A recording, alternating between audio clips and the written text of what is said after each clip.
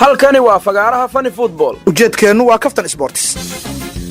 Sergio Ramos ugu dambeyn uu hadla sidii loogu eedeynay guuldaradii Liverpool ee finaalihii Champions League. Maninkii garabka ka jabiyay Mohamed Salah, maskaxdana shooga uga furo goolhay Loris Karius. Weligaaba eeday Ramos, balse qaabkii ugu macquulsanaa ayuu isku difaacay. Oo muxuu leeyahay? Salah anigu ma dhaawicin. Dib u daawada wixii dhacay. isaga ayaa markii hore gacanta ila soo aaday kadibna waan isku dhagnay labadeenuba hal maraan wada dhacnay gacantii aan ka haayay maahana mid kale ayuuna Salah ka dhaawacmay xitaa Ramos wuxuu yiri waan wada xiriirnaa Salah waan isku fiicannahay hadii cirbada xanuun baabi'iyaha la dur lahayna wuu sii wadan kara ciyaarta qaybtii labaad waayahay muxuu ka yiri dhibkii uu geystay goolhay Loris Karius hadii uusan xusuleen lahayn labadaas gool kama dhasheene wuxuu yiri goolhayaha waan isku dhacnay oo kaliya dadkuna eedda aniga ay dusha iga saarayaan xitaa hadii uu hargab ku dhaco Roberto Firmino oo waxay dhahayaan Ramos dhididkiisa ayaa taabtay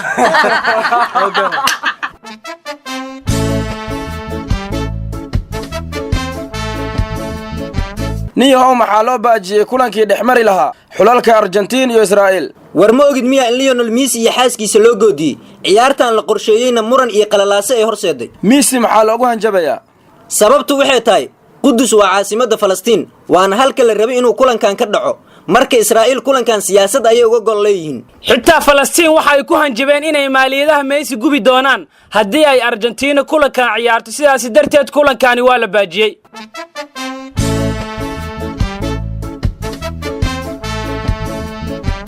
saaxiibayaal Real Madrid maxay tababarayaasha ku diideen يا أغلي وكيريا إني سدح جامبيونس ليج قاعد ماله كعرري عند إسكو بيمين دونتا يان لا يابنا ألغري بوجنتين هو إسكابا دافع حتى توبري صدن سنجيركا هي جوليان نغلسمان وإسكا ديدو هوغامين ريال مدريد فلورنتينا باريس waxaan u maleynayaa marka dambe isagaba inuu qabto Real Madrid shaqadeeda iska aamusa tawbari Madrid loo dhiibo aan sugno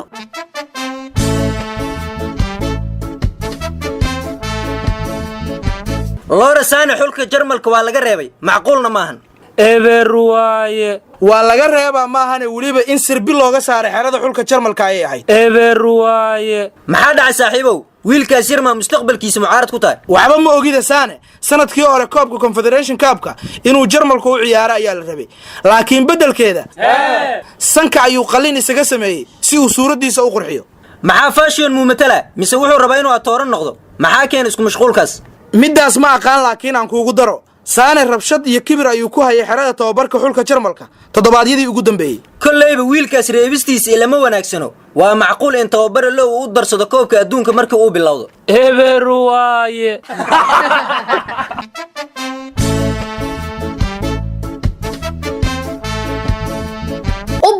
u baneeya Arsenal way dhaarsantahay wadada u baneeya haye maxaa soo wada waaba xamaasadaysan tahay Arsenal Stephen Leicester ay bilaash ku soo qaateen waana rugcadaad 7 horyaal Juventus la soo qaaday sidoo kalena Marwan Fellaini ayaan bilaash ku soo qaadaneena tababar Unai Emery wuxuu ka daran yahay Arsenal gare marba hadii ciyaartoy lacag la'aan uu kooxda keenayo meesha Fred iyo Fabinho ay kooxo 50 milyan ku dhawaad ku bixinayaan idinkana Fellaini maad free ku soo qaadan rabtiin iska sug Arsenal waxa ay soo wado iyo wabiga yaaween ayaa ka dhici doonta xil ciyaareedka dambe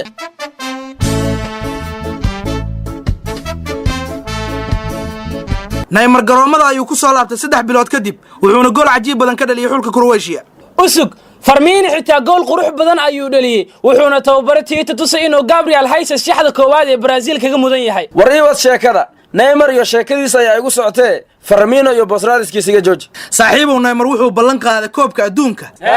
inuu wacdara ka dhigi doono oo Brazilna koobka ay qaadi doonto midaas calafkiisa ayaa ka horeyso balse maxay isku sheegeen isaga iyo Modric wuxuu Neymar ku yiri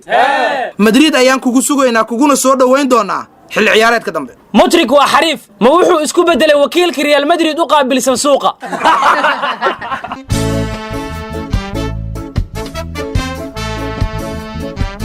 dhacdooyinka Funny Football kala soco idaacada ciyaaraha FM